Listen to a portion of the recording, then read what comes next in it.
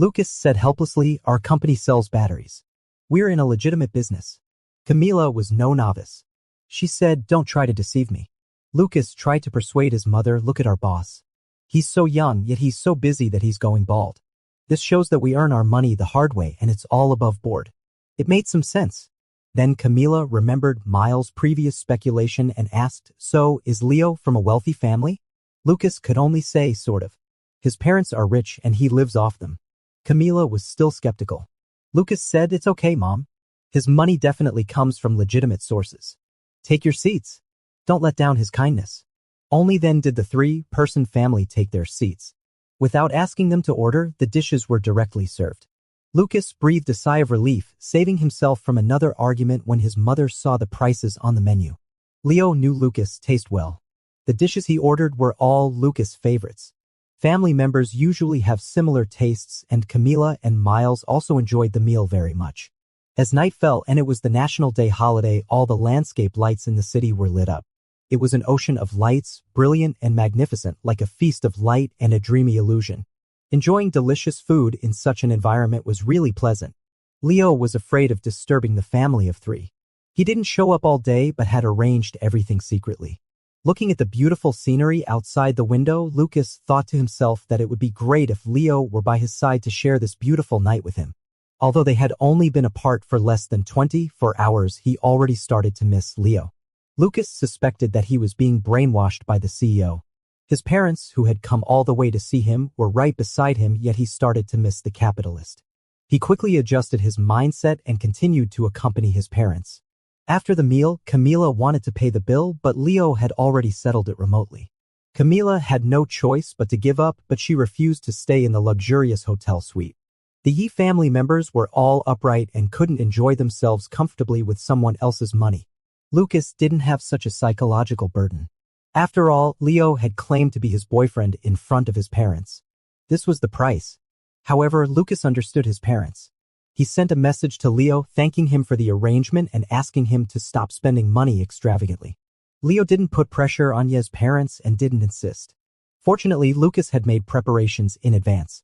He had been checking for empty rooms during the day and finally found a standard room near his rental house and arranged his parents to stay there. In the following days, Lucas accompanied his parents. Leo would occasionally send messages to show his concern and told him to just say if he needed anything. When did the president become so considerate? It was like he was a truly filial boyfriend. Miles saw Lucas sitting there sending messages with a smile on his lips. He said to Camila, did our sudden visit disrupt the young couple? Camila felt a bit wronged and said, I haven't seen my son for half a year. Is it too much to ask for a few days with him? Miles smiled and said, I don't mean that. I just think there's something strange between Lucas and Leo. Camila asked, what's strange? I think Leo is quite good. There's nothing wrong with his speech and appearance. She paused for a moment and then said, it's just that he's too rich. Camila found a husband who always listened to her. She originally hoped that Lucas would also find someone similar who would listen to him. But obviously, Leo was not like Miles. Now she began to worry that his partner was too wealthy and he might not be able to handle it. If they get married, should it be a betrothal gift or a dowry? For a moment, Camila was in a daze.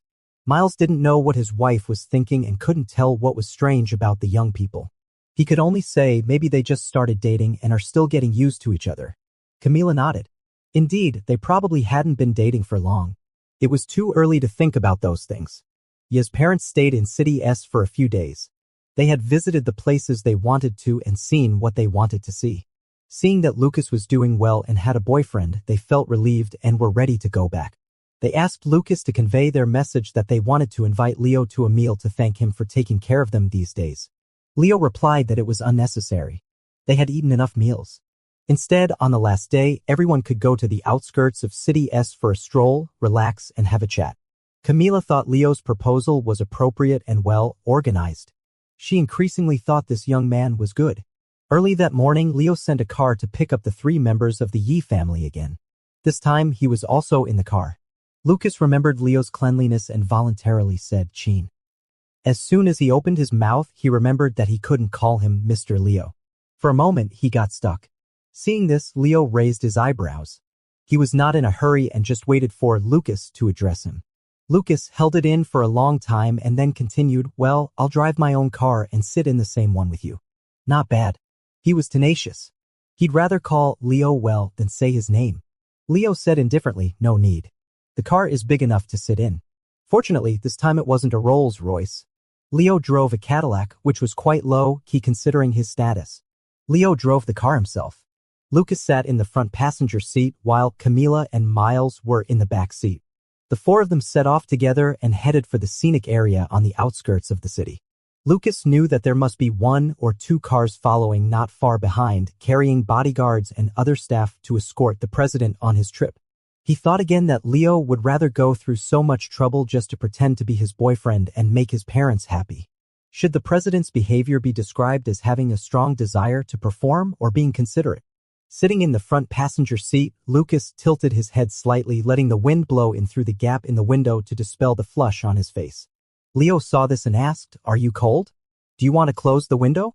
Lucas turned his head away so that Leo couldn't see and said, no need. When the group arrived at the scenic area, even though it was the end of the holiday, it was still crowded with people. With Leo around, they naturally took the VIP channel.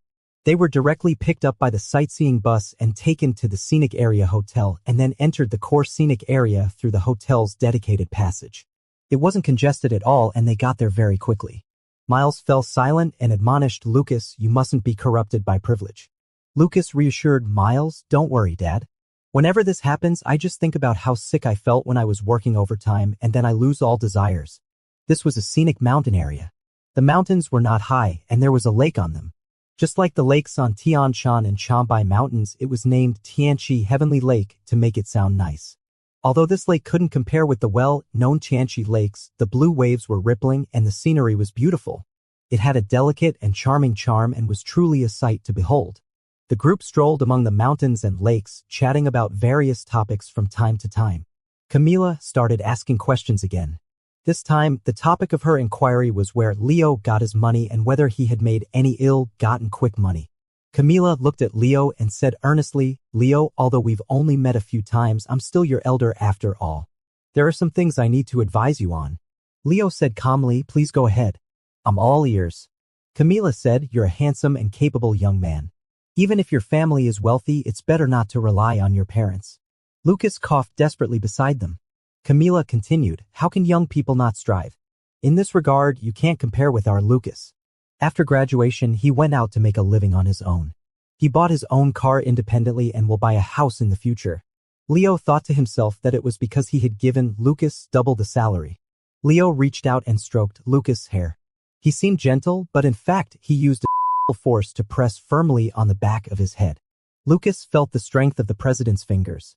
A shiver ran from the back of his head through his neck to his spine, making him tremble. Camila looked at her son distractedly and asked, what's wrong? Lucas blushed at the ears and said seriously, it's nothing. Leo said to Camila good-naturedly, I know Lucas is motivated. That's exactly what I like about him.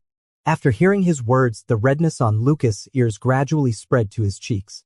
Leo then said, but I need to clarify myself. I'm not relying on my parents. He glanced at Lucas. He was sure that the little secretary had said something about him behind his back, which had made Mizu misunderstand. I hold a higher position in the company than Lucas, and I also have private investments. All my money is earned by myself. Seeing that he was sincere, Camila felt relieved. She was afraid that Lucas would find a playboy. I said so. Leo looked steady and reliable. He doesn't seem like someone who just muddles along. Camila realized that Lucas had been pulling her leg and glared at her son. Lucas pulled Leo's hand off the back of his head, looked into the distance, and awkwardly changed the subject. That cloud looks like a dog. The group continued walking. The old couple had a great time during this National Day holiday. Camila would stop to pose for photos whenever she saw a nice view. Miles became her personal photographer, but he was often criticized by his wife for his photography. Leo and Lucas followed far behind the Yi couple, giving the old couple some personal space and also leaving some room for themselves. Leo looked at Camila and Miles in front and suddenly thought of his own parents. Over the years, people have always said that Elena married Alexander for money, but Elena always insists that she married for love. But Leo had never seen Elena and Alexander get along as naturally as the Yi couple. Seeing Leo staring blankly ahead, Lucas asked, "What's wrong, Mr. Leo?" Now he was used to calling him Mr. Leo. Leo looked at Lucas and said, "It's okay." He finally understood where Lucas got his competitive and backbiting personality. Lucas was an only child without siblings, so he was relatively independent in some aspects, and it was inevitable that he had a strong sense of self-esteem. On the other hand, being doted on by his parents and living in a harmonious family made him fearless, so he always spoke his mind privately. Fortunately, Lucas had good family upbringing, knew how to be proper, and was very smart. He was serious and cautious in matters of principle and never let anyone down, which was why he had been making progress at work. But his coquettish and a bit pretentious personality in private could be quite wearing at times. If you indulged his petty tantrums, he might get out of control. Leo thought expressionlessly that this kind of personality was actually not suitable for administrative work. How did Lucas become a secretary? Oh, it turned out that he himself had spotted and promoted Lucas. Well, that explained it. Camila and Miles were sightseeing in the mountains ahead while Lucas and Leo followed behind. They came to a fork in the road. One side was a mountain path and the other side was a stone cave. After passing through the cave, they could rejoin the main road. If they didn't want to go through the cave, they could also take the outside avenue. The couple didn't enter the cave but took the outside route. Leo said to Lucas, "Let's go inside." Lucas always obeyed Leo. Whatever Leo said, he did. This time, he didn't think much and followed the president in. The stone cave didn't look big from the outside, but inside it was a whole new world. It got darker and darker as they walked. There were some colorful light tubes arranged beside the road, but it still felt dim. Lucas stared at the road under his feet and walked carefully. Suddenly, he was unexpectedly grabbed by someone beside him and pulled to the side. His body fell, but he was caught in an embrace and forcefully taken behind a stalactite pillar by the road. Lucas was about to shout, but then he noticed the familiar scent enveloping him. After he steadied himself, he couldn't help complaining, "Mr. Leo, what are you doing?" Leo silently pulled Lucas behind the pillar and held his waist tightly, firmly pinning him between the pillar and the rock wall. The light was dim and the vision was not very clear. Lucas looked up blankly and noticed that Leo's breath was right in front of him. Leo said, "You've caused quite a stir during this period." Lucas muttered guiltily, "I haven't. Both hair loss and living off one's parents, aren't these what you said?" A deep voice sounded in his ear. Since people often passed by, Leo deliberately lowered his voice, making it even more hoarse. Lucas imitated him and whispered, "There are a lot of things in the company. The boss is busy with all the affairs every day. It's a very normal assumption to have hair loss. As for living off one's parents." His voice got softer and softer as he spoke. "You act so wealthy, but where does the money come from? You always have to explain it. Isn't getting money from your family living off one's parents?" The hand that Leo was pinching his waist with suddenly tightened and Lucas gasped for breath. "You can come up with a whole bunch of fallacies." Leo's voice was full of danger and lingered in the darkness. The feeling of pain and itch climbed from his waist to his whole body. It was a bit awkward and hard to bear, but he couldn't help but want to get closer to that source of heat. Leo noticed that Lucas was snuggling into his arms. His expression changed and he warned him, "Don't move." Lucas said aggrievely, "But it's itchy." Really convinced by him, Leo simply reached out and wrapped his arm around him, saying, "Don't speak ill of me behind my back. Do you understand?" "Oh." Lucas' reply sounded a bit perfunctory. Seeing that he was still wriggling around, Leo pressed him against the stone wall of the cave, protecting his lower back and back with his elbow, but his tone became stern. "If I catch you talking nonsense again, I'll..." He paused. Actually, he didn't really want to do anything to the little secretary. Instead, he thought he was quite cute. Hearing his fierce tone, Lucas remembered the fear of being dominated by the capitalist before. Goosebumps rose on his body and he quickly softened his attitude. "I won't say it anymore, Mr. Leo. Really, I won't say it anymore." The soft ending sound sounded like a temptation to Leo. His arm tightened involuntarily and his eyes became deep. Lucas felt the force around his waist increasing again. Thinking that the president was really angry, he was so scared that he said, "I was just joking." They were just some harmless jokes and he wouldn't scold the president sincerely like before. Leo remained serious and stern, admonishing Lucas, "Speak well of me in front of your parents, got it?" This request was rather strange. The two were hiding behind the stone pillar, whispering to each other. Suddenly, someone approached and shone a phone in their direction, asking, "Is there someone?" Lucas was startled. Leo grabbed his hand and quickly walked out from behind the stone pillar, blending into the crowd of tourists. The two pretended to be calm, unaware of what those people were discussing behind them. It seemed to be two men just now. Are two men flirting behind the pillar? How exciting. Lucas was led out of the cave by Leo. Camila and Miles were waiting for them ahead. Camila asked, "Why did it take you so long to come out?" Then she saw the two young men's clasped hands. Lucas quickly pulled his hand out of Leo's palm and stammered, "It was dark inside, so we were delayed for a while. Let's keep going." Camila showed a knowing look and said, "Mom has been through it all. I understand." The four of them spent the whole day sightseeing and didn't return to the scenic area hotel until dinner time. This time, the Yi family insisted on inviting Leo to dinner. Since Leo thought the consumption in the scenic area hotel was not high, he didn't decline. Of course, the so-called not high consumption was from Leo's perspective. The family enjoyed the delicious food. Lucas and Camila went to the souvenir shop and Miles took the opportunity to say to Leo, "Leo, let's have a chat." The two sat down on the viewing platform of the hotel. Leo asked amiably, "What's up, Mr. Miles? Just say what you want to say." Miles always listened to Camila outside. Apart from his above-average good looks, he had no presence in other aspects. He spoke gently and without any aggression. Leo thought Miles was fulfilling his duty as a father, asking him to treat Lucas well. However, Miles pondered for a long time, and the first thing he said when he opened his mouth was, "You're Lucas' supervisor, right?" Lucas' father accurately stated Leo's position. "You're the president of Shearway Technology." Leo was slightly surprised and then said calmly, "Yes." Seeing that he admitted it, Miles let out a sigh of relief and said, "I searched for you on Baidu Baiki. But generally speaking, if there is no suspicion, one won't search for his name online, which shows that Lucas' father is very meticulous." Leo asked, "Mr. Miles, do you think there's something wrong with me?" Miles said gently, "Apart from being close to you, there's something else in Lucas' attitude towards you. Plus, he always talks about his leader, and you're much wealthier than an average well-off family. So I thought if Lucas' boss and boyfriend could be the same person." At first, Miles was quite suspicious because Lucas said his leader was bald. After looking at the Baidu encyclopedia, he was sure. Leo could tell from Miles' words that he didn't suspect his romantic relationship with Lucas but only recognized his identity. First of all, Leo wanted to clarify, "I don't have hair loss." "Miles? I can see that." Leo tugged at the corner of his lips and said, "So, what does Mr. Miles want to tell me?"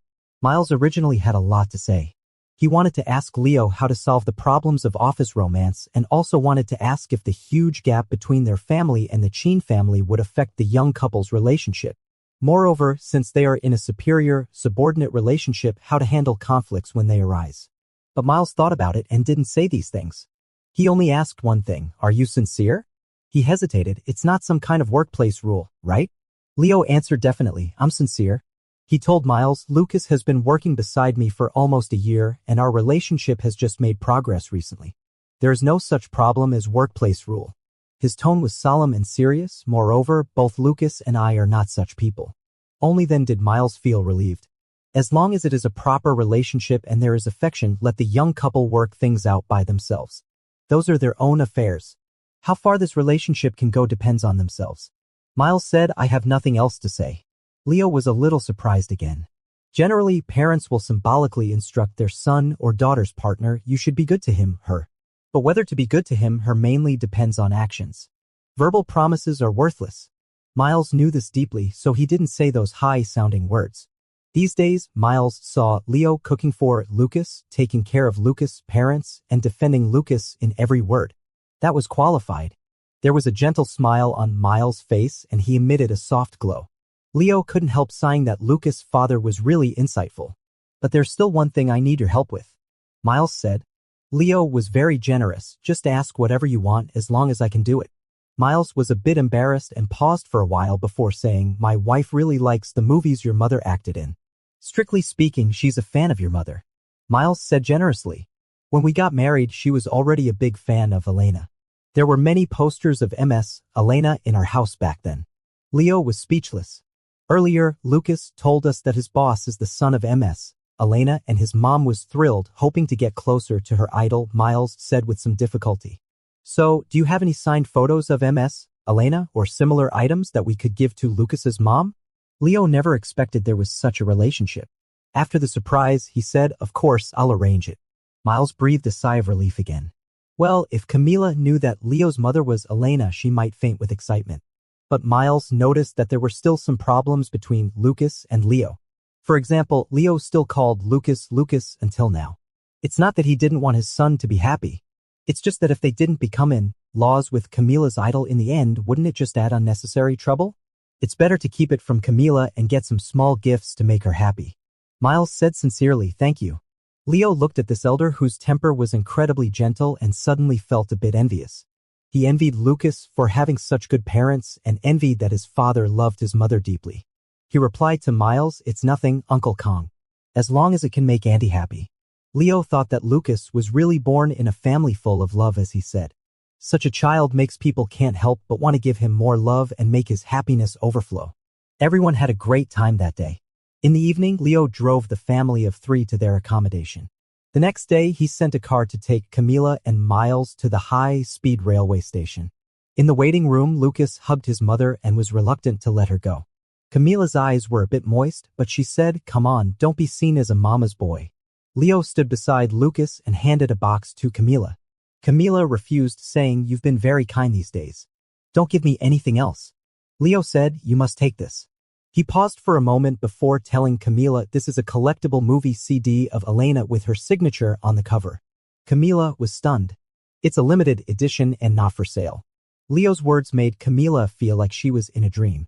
She reached out and tugged at Lucas beside her. Looking dazed, she asked, is this really happening? Lucas stuffed the box into her arms and said with a smile, it's real. Take it. Lucas automatically made up an excuse for Leo, he's very familiar with our leader. The leader gave it to him and now he's giving it to you.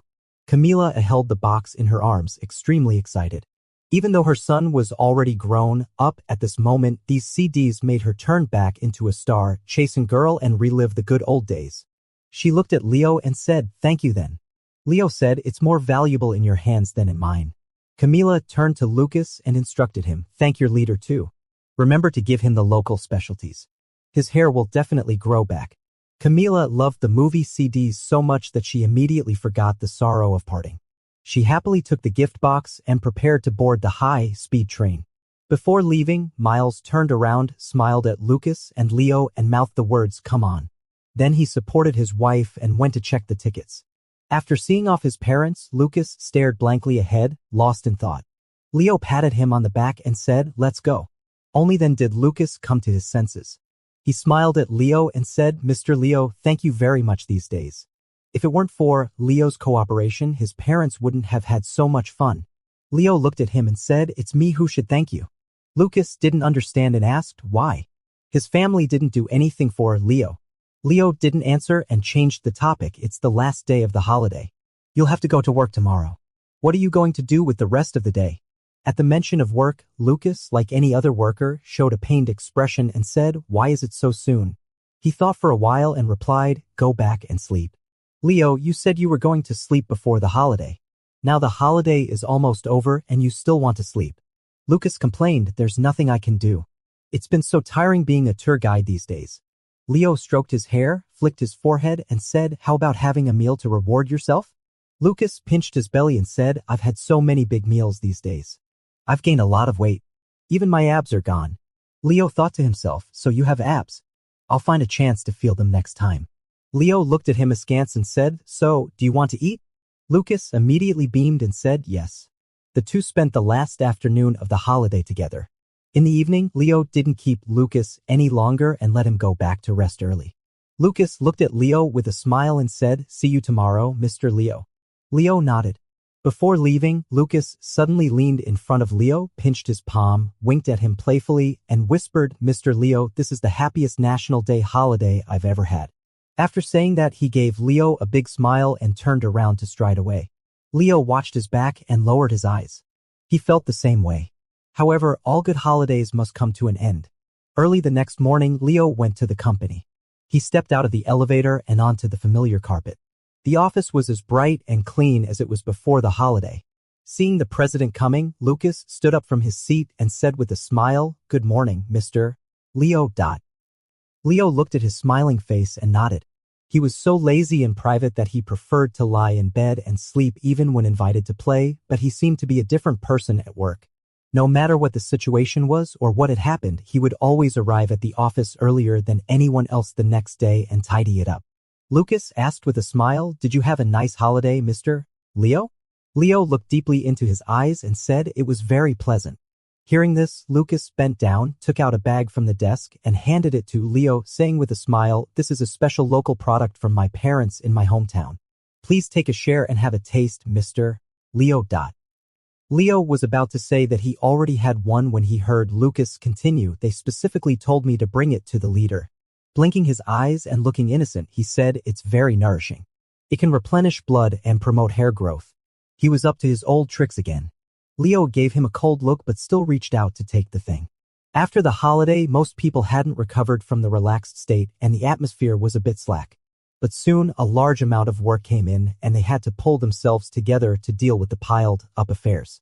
The assistants were extremely busy. Leo stood in front of the French window in the office, looking at the high-rise buildings outside and lost in thought. Every family has its own ecosystem.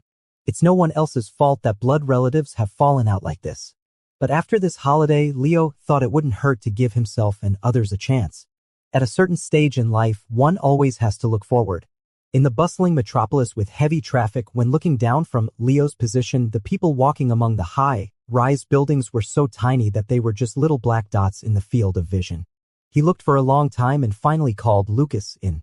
"Call a meeting of the R&D supervisor and the deputy general manager in charge." Leo issued the order. Lucas didn't ask more. "Okay, Mr. Leo." Lucas confirmed the meeting time and location with Leo. Just as he was about to leave, Leo told him the topic of the meeting at this time. "I'm going to accept the person recommended by Nolan." Lucas was stunned when he heard this and then smiled and said, "Any of your decisions are wise." Later, Shirway officially introduced a returnee which caused quite a stir in the technology industry. Previously, Shirway had a poor reputation and many people were watching. Now that Shirway has hired a new wave technology researcher at a high price, it has virtually dispelled many rumors. In addition, the R&D department and the public relations department of Shirway have made some efforts secretly. Coupled with the high salary temptation, many people are eager to join Shirway. Everything is developing in a good direction, and at the same time, Lucas also heard some rumors. An academic fraud incident broke out at S-City University involving the school leadership. Netizens found that there were illegal and disciplinary acts in the school authorities, which alarmed the higher-level authorities. In recent days, the investigation team has entered the school. I believe there will be a satisfying result soon. Correspondingly, Lucas really hasn't seen Thomas again. Elizabeth told Lucas that as his father's matter developed further, Thomas disappeared from the art circle. That's why many people came out and said that Thomas actually had very poor and many of his designs were plagiarized from foreign works. He was in this circle more for the convenience of reselling artworks. Although these rumors have a bit of a sense of when the tree falls, the monkeys scatter, and kicking someone when they are down, it is certain that Thomas has completely ruined his reputation. Thomas disappeared and Benjamin naturally couldn't escape either. Because of his relationship with Thomas before, he was very close to the school principal's faction. He can't get away from this academic scandal and disciplinary investigation. His resources in the college have been declining. He can't apply for projects and there is no hope for a promotion in his professional title. Lucas knew that Leo would do what he said and would handle Thomas and Benjamin neatly. The reason why he didn't take action before was just a small fuss, not worth mentioning. Until this time, Thomas actually hooked up with Nolan and wanted to do harm to Shirway. Naturally, Leo wouldn't let them go. Speaking of Nolan, he went abroad in person, picked up his junior brother and sent him to Leo. That junior brother has now joined Shirway but still maintains a close relationship with Nolan. Some people are quite worried about this. At this time, Leo said, "Don't use those you suspect and don't suspect those you use." So no one had any more doubts. Leo seemed to have let it go. He didn't even stop Lucas from going to the group's R&D center for work. Before setting off, Lucas probed repeatedly but Leo remained unmoved. Only then did he set off with confidence. After arriving at the R&D center, Lucas met Nolan. Nolan returned to his original state, wearing black, framed glasses, hunched over, and wearing slippers in the laboratory. If his hair weren't short enough, he should have tied a ponytail. Having gotten used to seeing Nolan as a charming and wealthy young man, Lucas was startled when Nolan suddenly appeared before him again in the image of a mad scientist. Nolan no longer called Lucas beauty. He handed the materials to Lucas in a business-like manner and said, "Thank you for making a special trip, Secretary Lucas." Lucas took the materials, was silent for a moment, and finally didn't say much. He just nodded and said, "It's my duty." "Then I'll leave first, Mr. Nolan." Nolan didn't joke with Lucas as he used to, nor did he try to keep him. He looked lazy, as if he was too lazy to say another word. Lucas felt a bit awkward. When he was about to leave with the things, Nolan called him back, but didn't look at him and mumbled, "Say hello to your president." Lucas smiled, waved the papers in his hand, and said, "I'll definitely convey the message." Lucas left Nolan's office and walked slowly in the corridor of the R&D center. People in lab coats kept passing by. Everyone was busy and had no time to care about other things. After the National Day holiday, the weather is getting cooler and cooler, and they are about to welcome another winter. Lucas was in a good mood. Even in winter, there should be new prospects. He walked unhurriedly, and a man walked towards him. Different from the staff in lab coats, this man was wearing a neat suit, walking with a brisk pace, looking cold-faced. He wore a pair of gold-framed glasses that covered his sharp eyes and had an air of noble aloofness. Lucas immediately remembered that he had seen this man in Alexander's office. A person with such a strong aura was really unforgettable after just one meeting. That man brushed past Lucas without looking sideways and didn't stay any longer. Lucas looked back at him, but he didn't react and just walked on by himself. Lucas was originally thinking about whether to say hello, but now he didn't have to. He turned back and continued to head out in his own direction. Just as he was about to walk out of the corridor and reach the stairwell, that man suddenly turned around and took a long, deep look at Lucas. Lucas didn't notice. He reached out to press the elevator button and prepared to go downstairs. Before he entered the elevator, he had a sudden thought and poked his head out to look at the corridor. The corridor was already quiet and empty at this time. Nolan had been sitting in the office after Lucas left. He didn't think about anything and just stared blankly at one place. After a while, someone pushed the door open without permission and came in.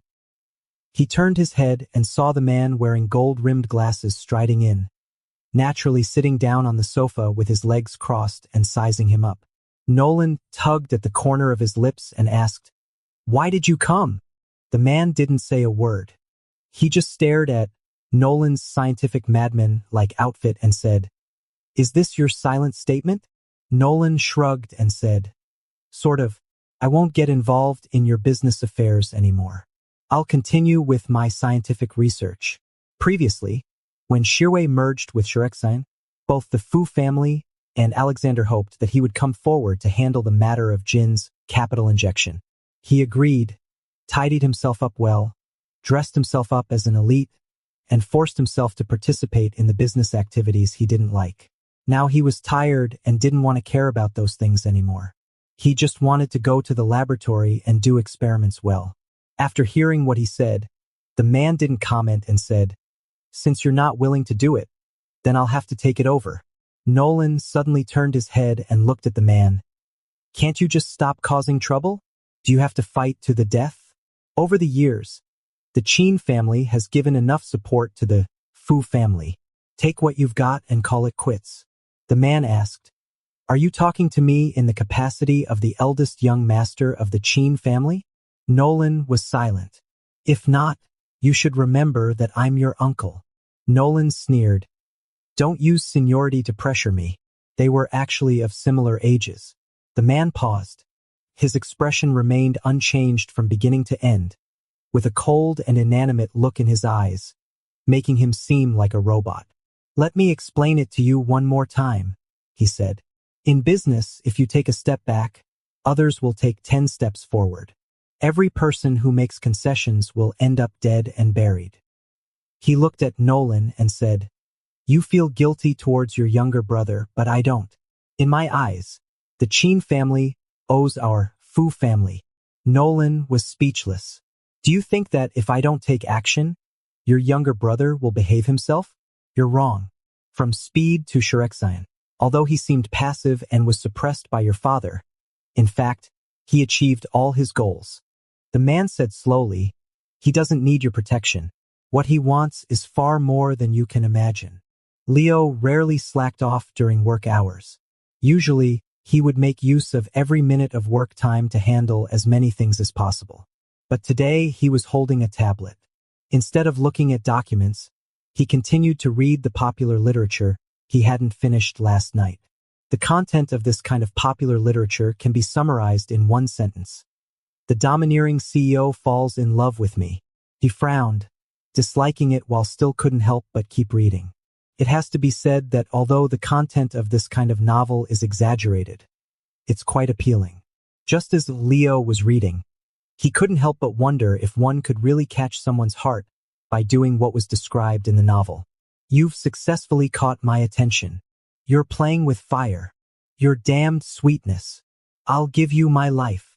Leo took several deep breaths. If he kept reading, he was afraid he wouldn't be able to control himself and would start punching someone. He shifted his gaze and looked out of the window to relieve the fatigue of his eyesight and mind. After a moment, he shifted his gaze back and continued to read the novel on the tablet. How strange. Take another look. At this time, Henry knocked on the door and wanted to see him about something. Leo put down the tablet, straightened his tie, called the person in, and asked seriously, "What's the matter?" Henry didn't notice anything amiss and said, "The preliminary integration of Shirexion's non-performing assets is completed. With the support of Gene Capital, the debts are gradually being converted into equity. If there are no other changes, I'm going to write a report and submit it to Gene." Leo nodded. "You can write it." After giving his consent, he said, "We've made a promise. If the profit requirements aren't met, it'll be tough at the end of the year. People don't pay to settle your debts for no reason. If the profit doesn't keep up and fails to meet the expectations, there will definitely be new changes next year." After hearing this, Henry sighed and said, "Our core business of new energy has been operating well this year. Absorbing some of Shirexion's production lines is even better. It's just that the old business brought over by Shirexion is really hard to maintain. Shirway only knows how to make power batteries and doesn't know how to sell alkaline batteries and power banks. Now we can only pour money in to keep Shirexion's old business department alive, but it's not a long-term solution. We'd better make arrangements earlier. Send someone to do market research and start from scratch to develop this area," Henry suggested. But Leo didn't respond and fell into deep thought. To revitalize this market is really like starting from scratch for Shirway. Leo asked, "Is it worth doing this?" Henry couldn't answer. There will definitely be a lot of manpower and material resources invested in the early stage, and as for the result, no one can be sure. After all, Shirexion went bankrupt selling alkaline batteries. Shirway isn't that confident about turning the situation around. "You go and write the report first," Leo ended the topic. Henry agreed and then moved on to the next matter, saying, "Mr. Nolan, as the agent of Gene, seems a bit passive recently." Leo looked up. It seems that he has returned to the R&D center and hasn't appeared in the recent docking meetings. Leo said calmly, "I've accepted the person he sent over, which means I've initially trusted him. This is his further show of sincerity for reconciliation." The word reconciliation seemed incredible even to Henry when it came to these two brothers. Henry had worked at Bangteon for so many years and had hardly ever seen Leo and Nolan talk in public. Now, it was said that they were going to reconcile. However, judging from Leo's attitude, he might passively accept it, but would definitely not take the initiative to make overtures. "I'm just worried that if Mr. Nolan doesn't show up, someone else will take over." Henry voiced his concern, looking hesitant. "For example, some people from the Fu family." Leo said, "Don't use the word some, just specify. It must be Joseph." Henry immediately showed an expression like he was constipated. "Must it be him? Can't it be someone else? Does he have to do it himself?" Leo said, "There's no one else. He's the most suitable. Joseph is Nolan's uncle and the executor of Gene Capital. Although he has a high seniority, he's not very old, about the same age as Nolan. When Nolan's mother was still alive, she raised this youngest brother together with her own son. Compared with Nolan and Leo, Nolan and Joseph are closer and more like brothers." Henry sighed to the sky. Another troublesome person. Henry didn't want to talk about these annoying things anymore. He decided to be an ostrich for the time being and said to Leo, "Then I'll go back and write the report first, Mr. Leo." But Leo called him back. Henry asked, "What else, Mr. Leo?" Leo cleared his throat and asked, "Are you single now?" Henry's mind hadn't yet switched from work matters. He answered blankly, "Yes." Leo immediately showed a look of disdain. Henry was speechless. Leo was also single. How could he laugh at him? He puffed out his chest and said proudly, "But I've had several girlfriends. Leo, playboy, Henry, I always broke up with them peacefully. Okay?" Leo thought for a moment, thinking it was barely enough. Then he asked, "So how did you chase your girlfriends before?" As soon as he said this, Henry's eyes lit up. "Who were you going to chase? Do you have someone you're interested in?" Leo said coldly, "I'm asking you, stop talking nonsense." Henry thought to himself that it was as rare as a red rain. The president was actually going to fall in love. He was afraid that if he said too much, Leo would fly into a rage. He decided to find out slowly later and first share his experience. "Actually, you just need to naturally get close to the girl you like and be nice to her. She'll be able to feel it. If she doesn't reject you, it means she has feelings for you too." Leo fell into deep thought. Lucas doesn't seem to reject him, right? Henry saw that Leo didn't respond and bravely continued. "But you can't always be in an ambiguous relationship. You still have to confirm the relationship earlier. Girls pay a lot of attention to the sense of ceremony. Don't even think that you can automatically make her your girlfriend by just being in an ambiguous relationship all the time. You must confess your love." Leo's fingers gently tapped on the desktop of the office desk. He suddenly said, "You can leave. Henry, am I just a tool to be discarded after use?" Henry gave in. Just as he was about to leave, there was a knock on the door and Lucas came in. He looked at Leo and Henry and said with a smile, "Sorry, Mr. Leo, Assistant Henry, I'm disturbing you." He looked at Leo and said, "The President John of the raw material supplier just sent a message saying that there is a temporary cooperation business salon today and hopes that you can attend if you're free." Leo thought for a moment and said, "I won't go. You can go on my behalf and just say hello." Lucas was already used to doing this kind of thing and immediately agreed, then left the room. Henry was a bit surprised and said to Leo, "Mr. Leo, isn't Secretary Lucas going out on field trips too often? Are you treating him as a secretary or a salesperson?" Leo glanced at Henry, but didn't say a word. He just wanted Lucas to have more exposure to such occasions, which would be beneficial for Lucas to expand his network and get familiar with people in the high-level circle. He didn't want Lucas to just be a secretary and had been secretly cultivating Lucas in various abilities. It's just that Leo's state of mind has changed a bit recently. He both wants Lucas to stay by his side and wants him to spread his wings and soar. This situation is really a dilemma. Even he has fallen into such a contradiction. If he really makes it clear to Lucas, will it scare the little secretary? Henry couldn't help but be curious when he saw Leo lost in thought. Even during working hours, the president is daydreaming. He must be in love. It's just not known who the object of his affection is. Lucas received Leo's order and went to the salon arranged by President John. The salon was held in a high-class club. In fact, it was just a gathering of several CEOs chatting and having tea.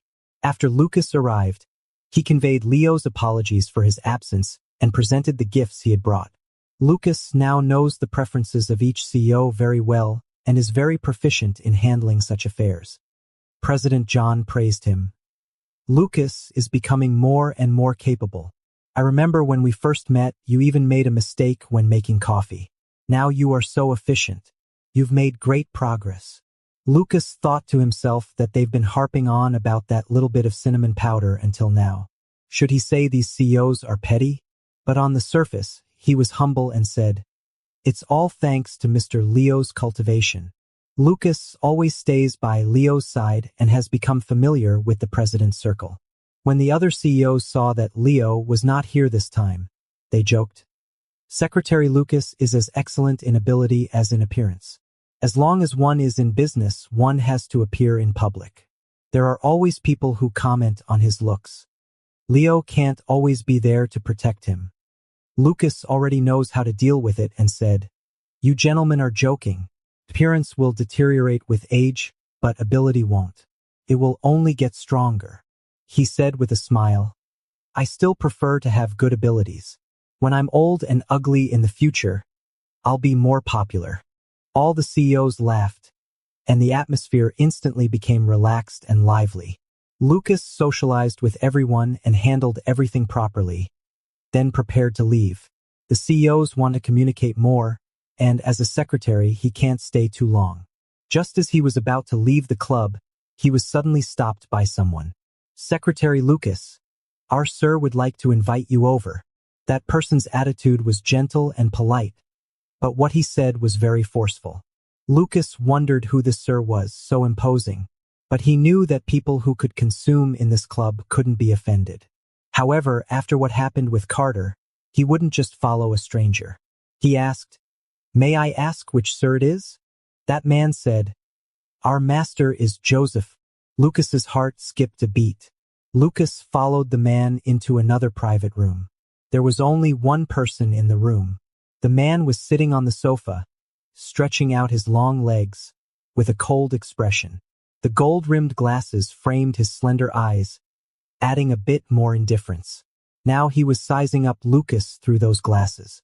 Lucas showed a smile and greeted politely, "Hello, Mr. Joseph." Seeing that there was no surprise on Lucas's face, the man said, "You know me." Lucas smiled and said, "Of course. Who doesn't know Mr. Joseph? This is Nolan's uncle, the youngest son of the Fu family, and the controller of Gene Capital." Lucas had met Joseph twice. Once was in Alexander's chairman's office. At that time, Leo was fighting with the shareholders at the temporary shareholders meeting, and he was sitting in the chairman's office in a leisurely posture. The other time was not long ago in the corridor of the group's R&D center. That day, the two passed by each other. Joseph had a powerful aura that was unforgettable. Lucas had a deep impression of this man. Coupled with his appearance beside Alexander and Nolan, his status must be very high. Lucas immediately guessed his approximate identity. After Lucas came back, he searched for information about the Fu family and quickly matched it up. However, for these several chance encounters, Lucas didn't take them to heart. A person of Joseph's level was not someone for a small secretary like him to worry about. Even if they passed by each other, the other person would only regard him as a passerby and simply couldn't remember his face. Unexpectedly, today, Joseph would call him over for a private meeting. Joseph continued to examine Lucas and said, "I also know you. This Joseph has the same temperament as Leo, arrogant and overweening, with even less human touch than Leo. His gaze is cold and sharp. Being looked at by him is like being scanned by a precise and emotionless machine." Hearing what Joseph said, Lucas still pretended to be polite and said, "Then I'm really honored." Joseph said, "Lucas, 25 years old, is the only child in his family. His father is a teacher and his mother is an accountant. He graduated from University D and came to City S to join Shearway Technology after graduation. Initially, he worked in the administrative management department of Shearway. 2 years later, he was specially transferred to the president's office by President Leo and has been serving as an administrative secretary ever since." Lucas opened his eyes wide. How did this person know so much about his affairs? His resume was not a secret, but Lucas couldn't figure out why a person of Joseph's status would investigate him. What did it mean for him to say these words now? Lucas directly asked, "Why is Joseph so concerned about me?"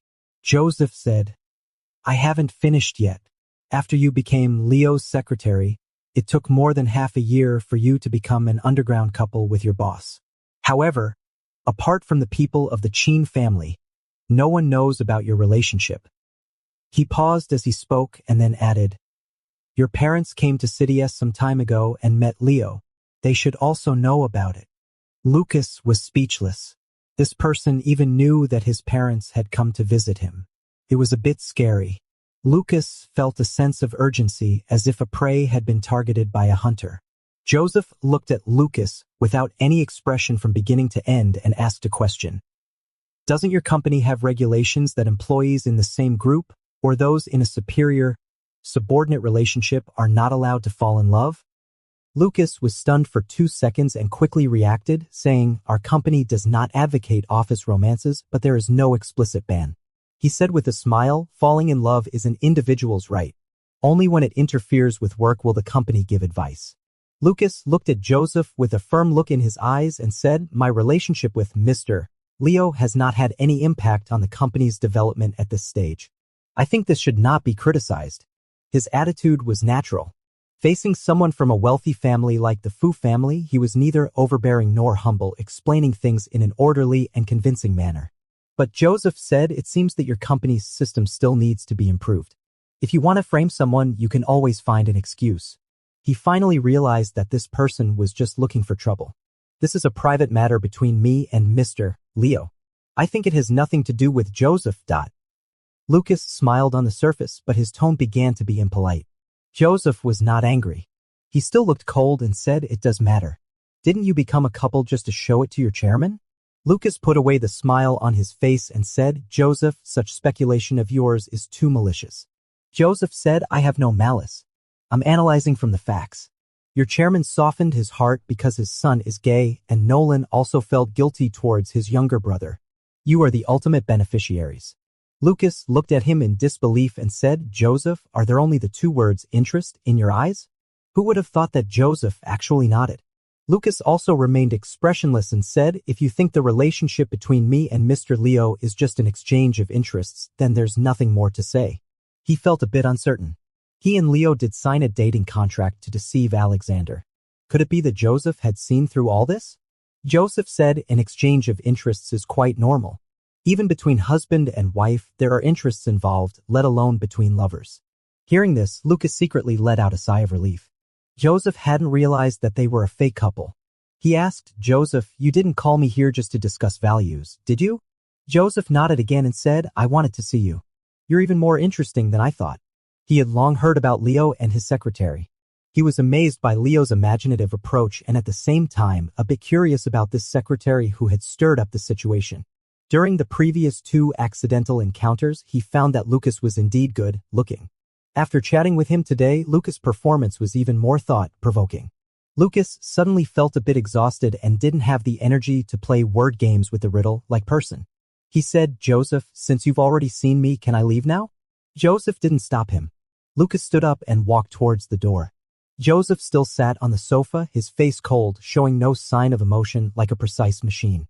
Before Lucas left, he said, "It's a pity that our positions are naturally opposed." Lucas didn't respond and pretended not to hear. When Lucas got home, he felt a bit stuffy in his heart. Joseph was the first person to notice the abnormal relationship between him and Leo. Moreover, he didn't even know Joseph before today, yet that person could almost infer all the facts based on what had happened during this period. Lucas ate his dinner haphazardly, leaned on the bed, saw the Mr. Leo doll on the cabinet, thought it over, and sent a message to Leo, telling him that he had met Joseph today. As soon as he sent the message, Leo's video call popped up. Lucas quickly jumped up from the bed, moved to the living room, adjusted his posture properly, and then pressed the accept button. Leo was running in the gym on the top floor. His phone was placed on the treadmill and he was talking to Lucas while exercising. "How did you meet him?" Leo's voice was gasping and a bit hoarse, exuding an aggressive aura even through the phone. Lucas didn't dare to look directly at his neck covered in sweat and said, "Mr. Leo, do you want to take a break?" Only then did Leo stop, sit on the exercise bench, and ask again, "What on earth happened?" Lucas briefly told the story, concealing some of the conversation content. He subconsciously felt that if Leo knew the topic they talked about, he might get angry. Sure enough, when Leo heard that Joseph had investigated Lucas' background, he started to be unhappy. "What a thing, daring to investigate my people." Lucas honestly confessed, "I don't understand either, so I'm asking you." He asked, "Mr. Leo, what kind of person is Joseph exactly?" Leo frowned and after a while said, "He's not a human being, but a machine." Although he also had this feeling that Joseph was like a meticulous calculator, looking at problems not driven by emotions but by calculations, he was still shocked to hear Leo describe him like this. He is the youngest of the Fu family generation with a big age difference from other peers. He grew up with Nolan's mother. After Nolan's mother passed away, he lived like an orphan. Leo paused while speaking and gave an evaluation. He's a tough guy. Joseph was young at that time and no one took him seriously. But he was able to fight his way out and gain control of Gene Capital, which on the one hand shows that he is very capable. On the other hand, it shows that he is ruthless enough. He doesn't care about anything. There is only the pursuit of fame and fortune in his eyes. Leo said. After listening, Lucas was silent for a while and said, but I still don't understand why he approached me. Leo said, no matter why, it can't be a good thing anyway. Lucas asked again, now we should be in a cooperative relationship with Gene. Why is Joseph so hostile? Leo didn't say a word. That's because Joseph saw through his intention. If he wants a larger share of things, he definitely can't bypass Joseph. This indeed rang an alarm bell for Leo. Leo just said, next time you encounter such a thing, call me directly. Lucas obediently nodded and said, okay, Mr. Leo. Leo saw Lucas being so well behaved in the video call. His heart started to itch again. He wiped the sweat off his face and neck with a towel, cleared his throat, and asked, you won't feel repulsed being with me, right? Lucas had been thinking about what he said to Joseph today. When he heard Leo ask this, he didn't think it through and just said, how could I feel repulsed? You're paying me double the salary. It would be stupid not to take the money. Lucas sighed and said, fortunately, we signed the contract in advance. Thinking about it carefully, office romances are really a bad idea. It's easy to mix personal and work matters. Then you won't be able to explain yourself even if you have a mouth to speak. It was precisely because Leo paid the side job salary that Lucas could boldly do all kinds of things. If they really fell in love, there would be too many things to consider. They definitely couldn't work together. Wherever they went, people would say he got in through the back door with the help of the president. Leo suddenly shouted, Lucas. Lucas was deep in thought. When he heard his name, he was startled and asked, what's wrong? Leo said, since you're taking 2 salaries, you can't even say something nice. You always make me angry. After saying this, he suddenly cut off the video call. Lucas looked at his phone in confusion. What's wrong again? Where did he say something wrong? Leo hasn't been so moody for a long time. He doesn't know what got into him today. His old problem has resurfaced. Maybe it was Joseph's appearance that made him unhappy. Lucas automatically found an excuse for Leo and went back to the bedroom with a clear conscience. Just as Henry was worried, Nolan officially announced that the merger of Shearway and Shirexien had completed a smooth transition. From now on, all matters would be taken over by Jin's people. He would no longer be involved in the management and operation. Instead, he would return to the R&D center, continue his scientific research, and be the director. When Leo accepted Jin's capital intervention in Shearway, he had already prepared for this step. There wasn't much of a reaction. All production and business activities continued as usual without any adjustments. Seeing that Leo looked normal, Lucas didn't take this matter to heart either. But Leo called him to the office and said, get prepared. Lucas was confused. Prepared for what? Leo glanced at him and said, the chairman asked me to go back for dinner and told me to bring you along. Lucas was startled. Why? It's so sudden. Alexander had always adopted an attitude of out of sight, out of mind towards Lucas. As a father, he neither liked Leo being involved with the junior secretary nor was worried about this relationship, which made him very contradictory. So Alexander simply ignored it as long as they didn't act like last time in front of him. So when the chairman suddenly invited them to dinner, Lucas was worried that it might be a feast with hidden motives. Leo reassured him and said, it's just an ordinary family dinner. But Joseph has been invited. The chairman probably hopes that I can get along well with Joseph. As an independent subsidiary of Bangtian Group, Shearway has always had its own system. Now that Gene Capital has become a shareholder of Shearway, Alexander naturally hopes that Joseph and Leo can get along amicably. So he held such a family dinner to bring his son, who hadn't been home for a long time, and his former brother-in-law together. Maybe the chairman was afraid that Leo, the troublemaker, would make sarcastic remarks during the dinner, so he invited Lucas. Leo might behave himself for the sake of the junior secretary. Lucas understood and let out a sigh of relief, but then his heart tightened again immediately. Anyway, having dinner at the Chin family is a difficult task. Leo said, it's nothing. There will only be the chairman, Ms. Elena, Nolan, and Joseph. You know them all. It's one thing to know them, but each of them is hard to deal with. Lucas was already having a stomachache. There is really no free lunch in this world. The double salary seems great, but you have to do things for the money. You have to step up at critical moments. Lucas asked obediently, what preparations do I need to make? Leo looked him up and down with a strange look and said, dress up. There was a period of time before when Leo always disliked Lucas's sense of fashion. At that time, Lucas was not convinced and thought that he dressed cleanly and neatly and there was nothing wrong with it. It was Leo who was too picky. After a year of experience, Lucas gradually understood that what Leo said at that time was right. The secretary's image is the face of the president. Clothing should not only be clean. Whether it's the brand or the style, it should match one's own and the president's status. Wearing something too cheap will disgrace the president. Especially men's suits. One can easily tell the difference between a good one and a bad one at a glance. If one is a little careless, it's easy to be mistaken for an insurance salesman. As Lucas got a higher salary, he began to pay attention to selecting clothes and the result was good. At least Leo didn't criticize his dressing anymore. This time when going to the Chin family, Leo said to let Lucas dress up. He didn't know to what extent he needed to dress up. Lucas was still thinking about buying a new set of clothes when Leo made arrangements for him. Leo took him to a high-end custom-made brand store and invited a designer to measure Lucas for a suit. Leo leaned back on the sofa, watching as the soft tape measure wrapped around and then loosened from Lucas's shoulders and waist. He propped his chin up, his gaze direct and blatant, not moving an inch. Even the designer was startled by this wolf-like look. But Lucas didn't notice it at all. He cooperated with the designer's movements and raised his hands, making his slender waistline look even longer. Leo's eyes followed the tape measure and landed on the dimple of Lucas' lower back. He said, make several more sets of clothes. Lucas turned around and looked at Leo, saying, no need, Mr. Leo. What do I need so many for?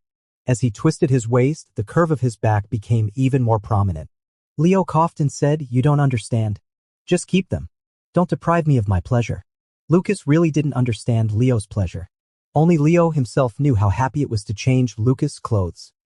Lucas remembered that once a long time ago, Leo also kept asking him to try on clothes like this. He pursed his lips, raised his eyes, and glanced at Leo. This glance was full of complaints and indulgence. The corners of his usually gentle eyes were slightly raised, vivid, and distinct.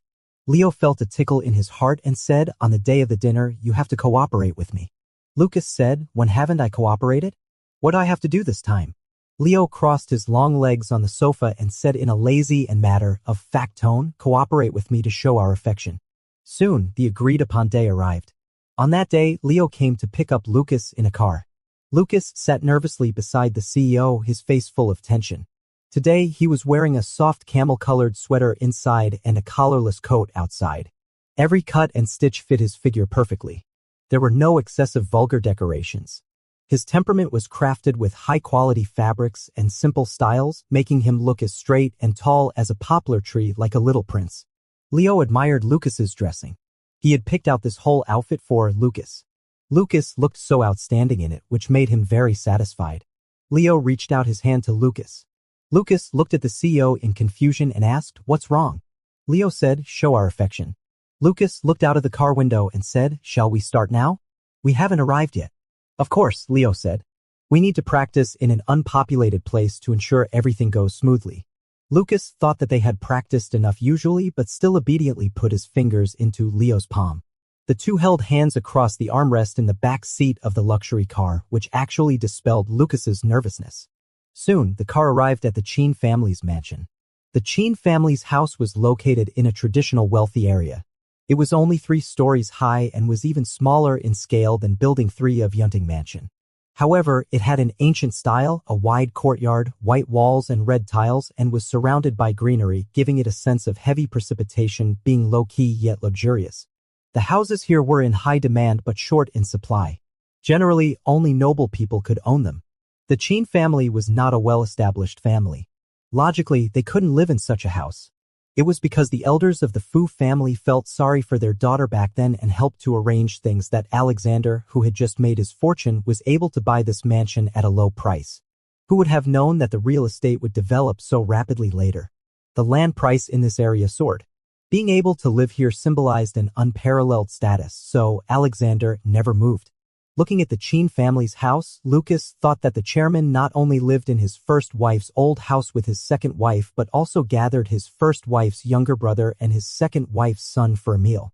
He had no sense of boundaries at all. He wondered what the chairman was thinking. As an outsider, Lucas didn't say much. After getting out of the car, he followed Leo inside. The nervousness that he had finally suppressed welled up again. Lucas carefully watched his steps and thought that doing a side job not only required acting but also courage. Leo slowed down, reached out to support his back to help him walk faster, lowered his head, and whispered in his ear, "It's okay. I'm here." The CEO was always like this. He would intimidate him for no reason on ordinary days, but when it came to the critical moment, he would stand in front of him and bear everything for him. Lucas knew that Leo would do what he said. No matter what happened, he would protect him. Gradually, a sense of security replaced the nervousness, and Lucas calmed himself down and smiled at Leo. The two entered the small building, and Elena was waiting for them at the door. Seeing Lucas, Elena said with a smile, "You've become even more handsome, Lucas. Come in quickly." Elena had always had a decent attitude towards Lucas, but she had never been so enthusiastic before, which made Lucas feel extremely flattered. He immediately thought that Elena probably wore such a false mask at home all the time. It must be very tiring for her. Lucas handed the prepared gift to Elena and said, "Madam, sorry to trouble you today." Elena exchanged a few polite words and told the housekeeping aunt to take the things downstairs.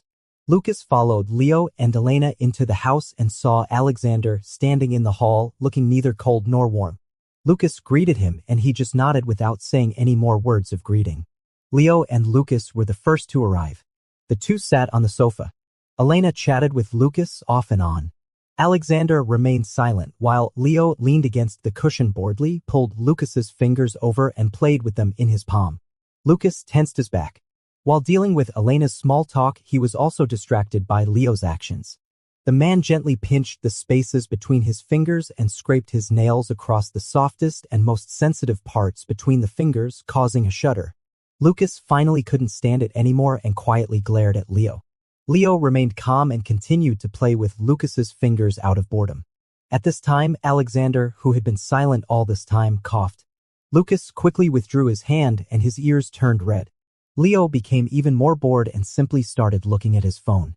Fortunately, the rest of the people arrived soon. Joseph and Nolan came together. The two walked side by side. Although they weren't very close, it was obvious that the atmosphere between them was relaxed, showing that they were familiar with each other. Nolan wasn't wearing his black, framed glasses. Without the nobility he had at his most refined, he at least tidied himself up, looking neat and tidy with a bit of a scholarly air. Joseph still looked cold and calm, with every gesture being restrained and noble. Although these two had completely different personalities, it had to be admitted that they looked more like brothers. Nolan greeted his father and stepmother without making eye contact with Leo, while Joseph fixed his eyes on Lucas as soon as he entered. Leo frowned and sat up straight on the sofa, deliberately or inadvertently blocking Lucas. It has to be said that the acting of the Chin family members are really good. No matter what each person is thinking in their heart, at least they manage to get along peacefully on the surface. Moreover, Lucas has no official status and has not received any recognition from the Chin family. Even Elena has never said that she accepts him, yet they can allow Lucas to have a meal at the table. Or rather, the fact that these people can gather together is a miracle in itself.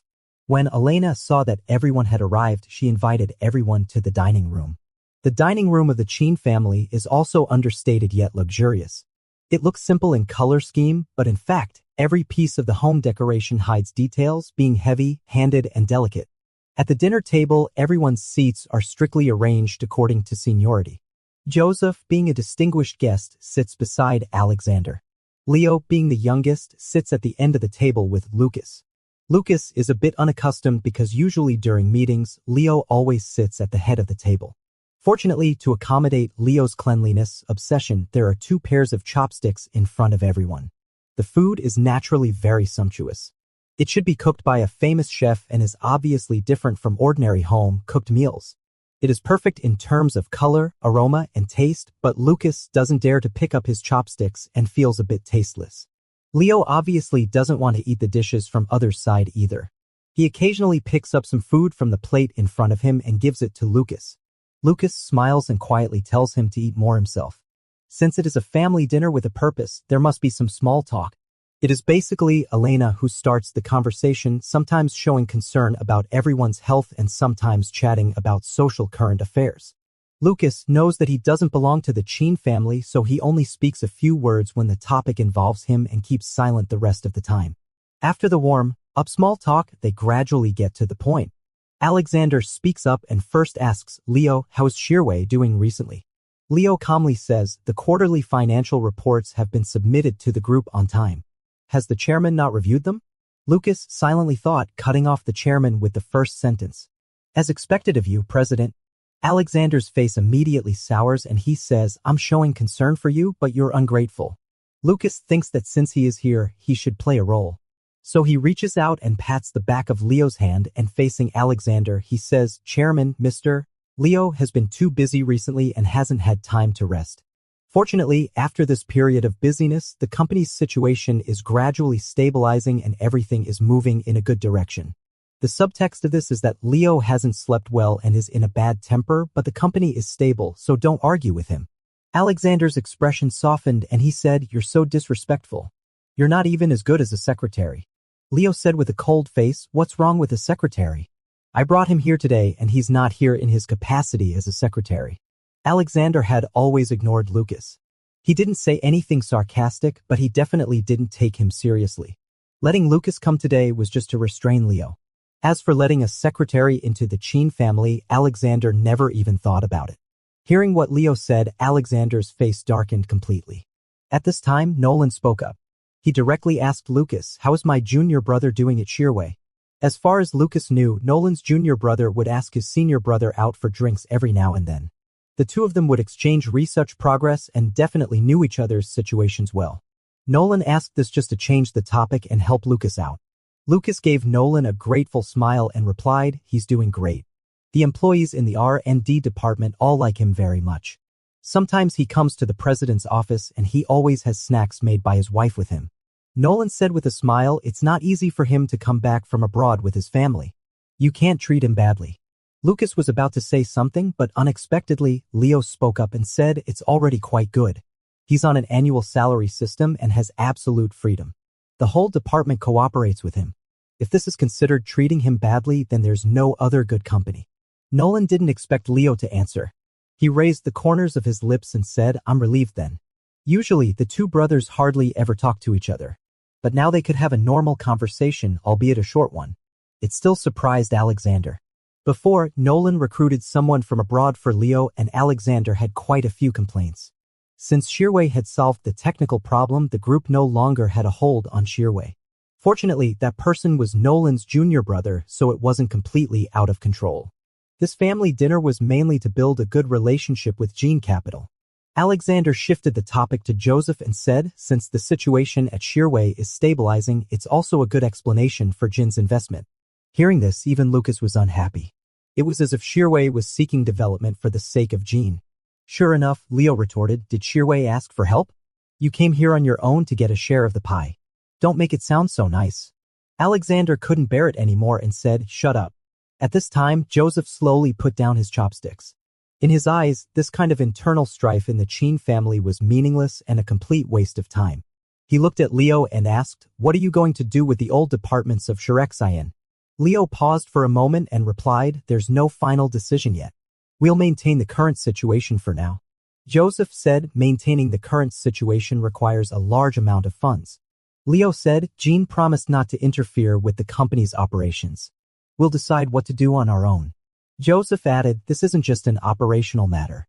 It involves the security of the shareholders' funds.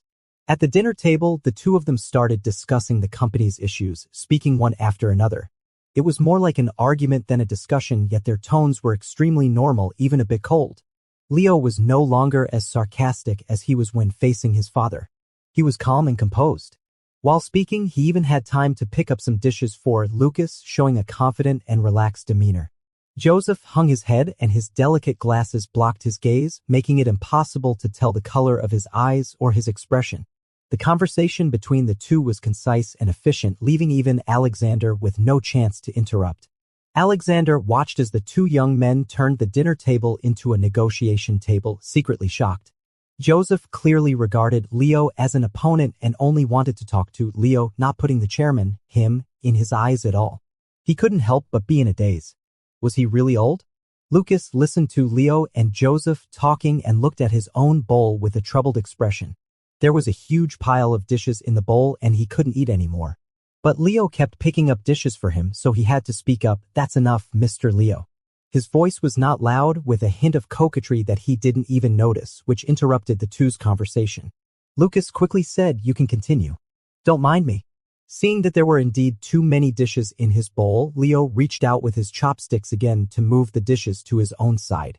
A series of actions were extremely natural as he said, "You really can't eat too much. You'll grow fat around your belly." Lucas gave him a glare. Nolan propped his chin up and watched them with great interest. Leo actually is willing to eat the food from someone else's bowl. He has absolutely no cleanliness obsession in front of Lucas. Watching the interaction between the young couple is much more interesting than listening to the old men talking about business at the dinner table. Elena spoke up at the right time and said, "Well, isn't the company's huge conference table big enough for you to talk? Talking about these things at the dinner table at home, aren't you afraid of indigestion?"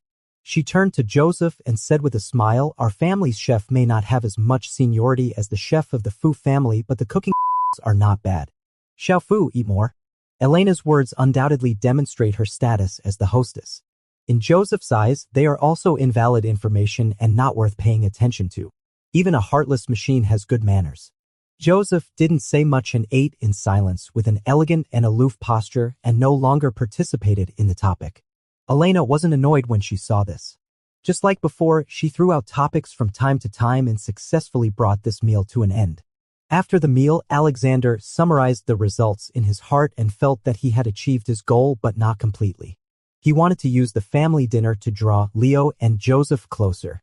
Since Nolan avoids company operations, he can only count on Leo. Leo and Joseph don't have a very good attitude towards each other, but they are not unable to communicate. But after this meal, he, the chairman, was completely excluded from the game by the two young men. He even had less presence than the junior secretary.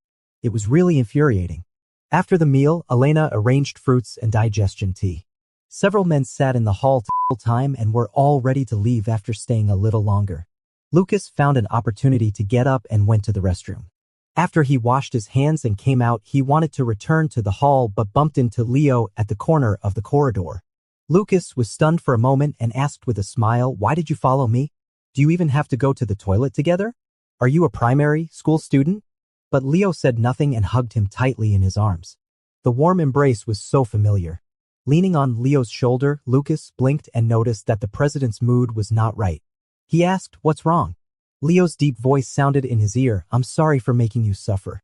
Lucas thought for a while, raised his hand and grabbed Leo's back and said gently, "I'm fine." When he came to the Chin family with Leo, he never expected to be treated well. The actual situation was much better than he thought. Everyone was very polite to him and the chairman's words were nothing. On the contrary, Leo plays the role of a rebel in the family. It can be seen from just one meal that he must have endured a great deal of harassment and blame all along. Lucas gently stroked Leo's broad back and softened his voice, saying, "Really, it's nothing. The food is delicious." Leo didn't say a word. The Yi family's parents are kind and amiable. He felt warmth and coziness at the Yi family's place and didn't know how to repay them. However, his own family is disgustingly fake and his family members treated Lucas so indifferently, which made Leo feel ashamed and angry. Before, he was so confident and boasted that he could protect Lucas. In the end, he found that no matter how much he armed himself with strength, he couldn't change other people's personalities and concepts. This family has been rotten at the root. Lucas quietly let Leo hold him, rested his head on his shoulder, and whispered, "Fortunately, I came today so that I can stay with you here." If he hadn't come and left Leo alone to face this situation, how lonely Leo would have been.